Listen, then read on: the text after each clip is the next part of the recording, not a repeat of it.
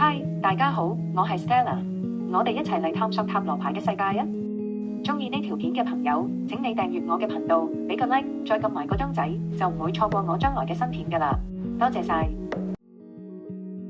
嗨，大家好啊！喺我哋今集開始之前，想同大家介紹下我嘅 Instagram， 平時會喺度分享下每日塔羅感想同埋心得㗎。喺開始之前，記得 follow 我個 Instagram， 多謝你哋嘅支持啊！喺大牌嘅旅程上面，唔覺我哋已經嚟到旅程嘅最後階段啦。我哋已經一齊睇咗18張牌啦，由0號嘅愚人啦，到17號嘅星星啦。今集我哋一齊深入啲探討下一張神秘嘅牌啊，佢就係18號嘅月亮牌啦。究竟呢張牌代表住啲咩呢？喺呢張牌度，你又睇到啲咩呢？好啦，等我哋一齊嚟睇下塔羅牌裏面嘅嗰張18號嘅月亮牌啦。18號嘅月亮一般係代表住迷惘、直覺同埋潛意識。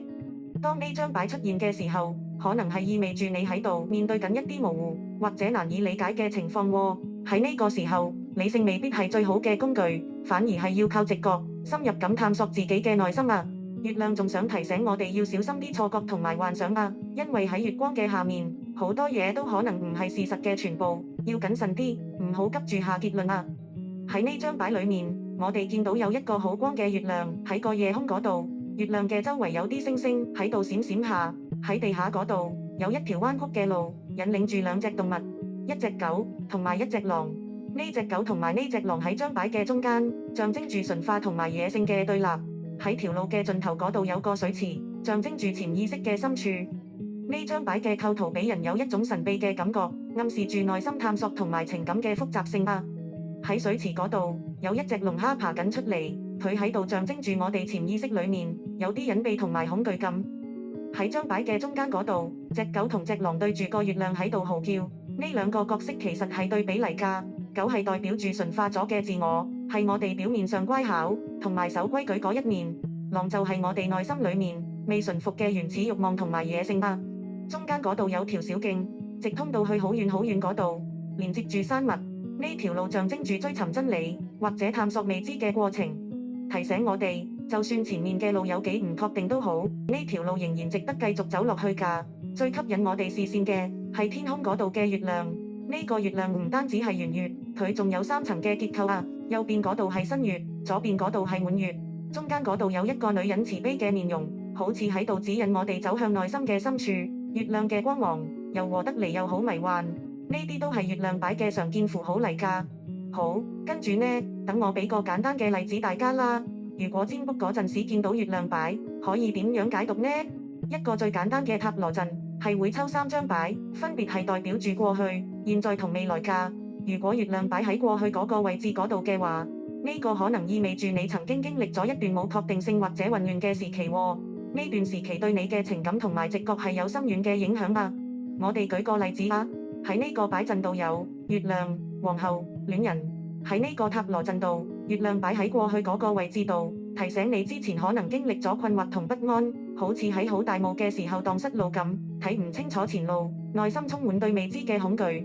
皇后擺喺現在嗰個位置度，顯示你而家喺一個充滿愛同埋創造力嘅階段，感受到豐富同埋滿足，喺一個滋養同埋有歸屬感嘅環境裡面成長啊。戀人擺喺未來嗰個位置度，可能喺度預示住未來將會面臨重要嘅選擇，可能係一段深刻嘅連結或者愛情。呢個選擇將會成為未來道路嘅一部分，充滿希望㗎。如果月亮擺喺現在嗰個位置嗰度嘅話，咁可能表示住你而家面對緊一啲唔確定嘅或者情感上嘅困惑。呢個時候你要更加相信自己嘅直覺啊。我哋又舉個例子啊，喺呢個擺陣度有教宗、月亮、星星。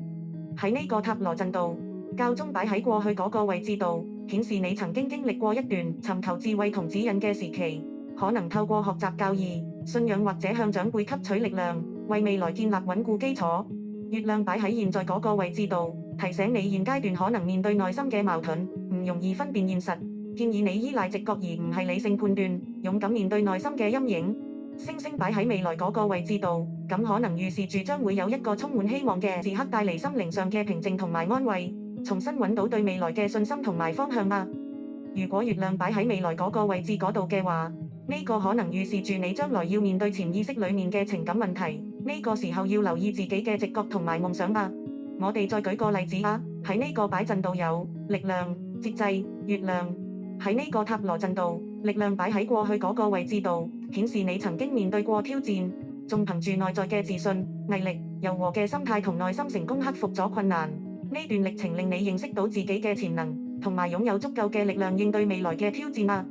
節制擺喺現在嗰個位置度，代表你而家喺一個需要平衡嘅階段，你可能喺度努力調整緊情感、工作或者生活裡面唔同嘅面向，喺度調節緊自我，揾緊理智同情感之間嘅中間位。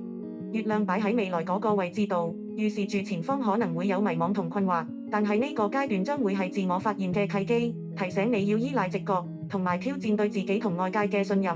答案可能隱藏喺你嘅潛意識裡面，等緊你去發現啊。